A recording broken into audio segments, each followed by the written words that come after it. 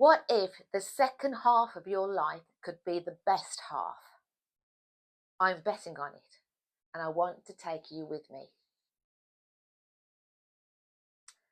Hi everyone, my name's Andy Nelson, and this is my very first episode of attempting to do a YouTube channel. So forgive me for anything that is about to come ahead. First of all, I'm 54 and wanting more, and that's what this YouTube channel is going to be all about. I've got to a stage where I had many changes in my life where things are going to be changing again, and I want to document the journey, and I will also share it with anybody else that's interested. Now, one of the first things I want to say is I originally had this idea of starting this YouTube channel in November 2024. And yes, what's the date today? April the 23rd, 2025. That is how much I have procrastinated and basically put off doing this 15-minute live presentation. Well, it's not live, isn't it? Because I'm going to edit it as well. I put so much of a build up and I got so nervous about doing it, which I really wanted to do, but it was on my jobs list literally every day, then every week. And then I thought to myself, I have got to either do it or not do it. I was reading a book and it said all the things that you keep putting on your jobs list day after day after day, and you don't do it, knowing that you want to do it or that you should do it, and you don't, wake up tomorrow morning and either leave it, cross it off the list, don't do it at all, or just do it. Just do it. So I had a little bit of inspiration at the weekend. I was in Liverpool and it's my second visit there, and I went with my partner who'd never been before, and we met a couple of friends up there and we had an absolute blast. It was a fantastic time, and this is going to sound so cheesy. I went on the magical mystery tour that tells you all about the Beatles. It was brilliant. Learned all about the Fab Four, and one of the things that the tour guide said in his spiel as he was taking us around was, at one point we were stood in front of Paul McCartney's house, and he said that the song where he has to go to the bus stop and to catch the bus to Penny Lane and describe all the things that are in Penny Lane that he views. You know, they're going to the barber shop and all, I can't remember now, all the other bits and pieces that are in the most wonderful song ever. And he said, basically, the boys, John and Paul, they wrote about things that they saw and things that they did, and they sung and wrote about real life, and that was probably one of the main reasons that it just appealed to everybody. And I thought, yeah, so that's kind of what I want to do. I want to keep it real. So even though I'm nervous, um, even though I have absolutely no expectations of what will happen with this YouTube video, I would just like to put it out there that join the journey with me and let's see how it goes. So my journey, the journey is that I have just decided, or I've not just decided, sorry, I have made the decision last year in August to become an independent travel agent. And it was something that was brought to me about 3 or 4 years prior, and I turned it down and wasn't interested in it because I was into property. Now, I had lots of visions about going into the property game, and I've done rent to rent, I've done serviced accommodation, I've done property trading, I've done buy to let, and it just didn't live up to all the things that you see on your social media pages. And it was hard work. It was a lot of education. I spent a lot of money, thousands of pounds, in educating myself on property.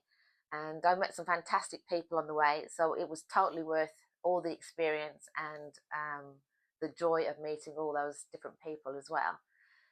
But for me, it wasn't fulfilling enough. It wasn't satisfying, and ultimately, I wasn't enjoying it. I was bringing in a little bit of income from it, a bit of passive income from the buy to let, which was great.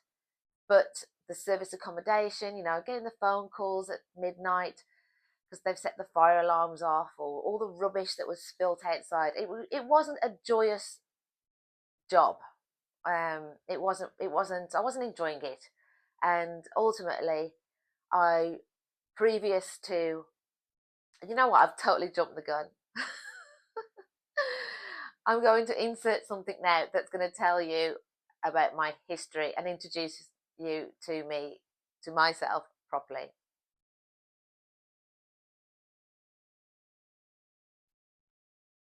Hi again. Okay, so my name's Andy Nelson, and I'm going to give you a bit of background about me, about where I'm from, and introduce you to me properly. Okay, so I'm from the Black Country, and you could probably tell that already by my lovely accent. I'm from Wolverhampton, and I'm currently living in Northamptonshire in Wellingborough. So basically, back in the Black Country, I left school. I'm going to try and do this as quick as I can because I don't want people to get bored and swipe me across. I was in the Black Country, and at 16, my music teacher got me my very first job in a music shop. Thank God for my music teacher because I didn't have a clue what I wanted to do. That got me into retail, and from there I went to work for a shoe company called Marlon Shoes. And my one claim to fame is that I opened the very first Dr. Martens footwear shop in the world, and it was in a very small shop in Park Street, Warsaw. And it was like a trial thing, and anyway, yeah, the rest is history. I left Marlon Shoes and stuck to retail and went to Wilko's, home and garden stores, as it was then called. Again, it was like the best. I had the best time of my life. I met some fantastic people there, and still very close friends with a lot of people that did work at Wilko's, which unfortunately, sadly, has gone off our high street now, and is a tragedy of the COVID era, isn't it? But I had a brilliant time at Wilko's. I was there for 12 years, built myself up the ladder, got to the very top of advanced training manager, opened the flagship store in Kingston upon Thames. Again, met just so many fantastic people. And then at the age of 30, my very close friend, 33 years old, Lee, he passed away with skin cancer. And it absolutely knocked me for six, basically. Look, it still is after all these years. I mean, we're talking, this is back in 2001. And yeah, so I sort of sat back. I was a workaholic. I hadn't had a holiday for, I don't know, 4 or 5 years. I was just working. I had my own home now. I had a car, nothing flash. But everything was going well. I basically had been on holiday a few years before and had a holiday romance. Yeah, I did. I was Shirley Valentine. I met and married a really cool guy called, I'm not going to mention names, better not. And anyway, I think I met the only foreign man that didn't want to move to England. We spent 7 years backwards and forwarding from Turkey, and in 2003 I decided that I was going to quit Wilco's, and I totally changed my lifestyle. And I trained in the previous 2 years to be a fitness instructor because I just thought, it's just got to be something more to living than just working and working and working. I didn't want to flash a car. I didn't want a bigger house. So, how many designer handbags and designer pairs of shoes can you have? I mean, it wasn't a thing for me. So I moved to Turkey in 2003, and from that point, I was a fitness instructor, and I did freelance fitness, and then I opened a chain, not a chain, a franchise fitness place called Curves, which was for women only, which went down very well in Turkey, in Alanya. Did that, and then we get to the point now where I'm 40, 41, and getting divorced. So I hit a total cliche. Everything sort of hit me at once. I got divorced. I hit 40. I'd always had really long hair, so I cut it really short on my 40th birthday, which I thought was really cool. And then, yes, I thought I've got to go somewhere different, and that's where I ran away to sea, onto a cruise ship, where I worked for 8 years, 1 year as fitness, and then 7 years in the shore excursions department. And I was an assistant there and also a manager. And again, met the most incredible people at sea from all walks of life, from countries all over the world. I mean, it is just one of the most fantastic experiences that I've ever had, and I recommend it to anyone out there. If you want to see life, go to sea. And at sea, I met the love of my life, who, yes, I know, I'm embarrassed to say, I'm not embarrassed to say, it's like really corny, but I did bag the captain. And here we are now in sunny Northamptonshire, and he's retired now, and I am 54 and wanting more. How many of you out there have got to the stage where you thought you should be slowing down and retiring? I thought I was going to retire at 55. That was my ambition at 30. I'm going to retire at 55. That hasn't happened, and I don't want it to happen. I really do want some more things out of life. I want to travel more. I want to experience things more, and I have like a totally different focus now on the priorities in your day-to-day life. And I have sort of, not an epiphany, but it's the simple things.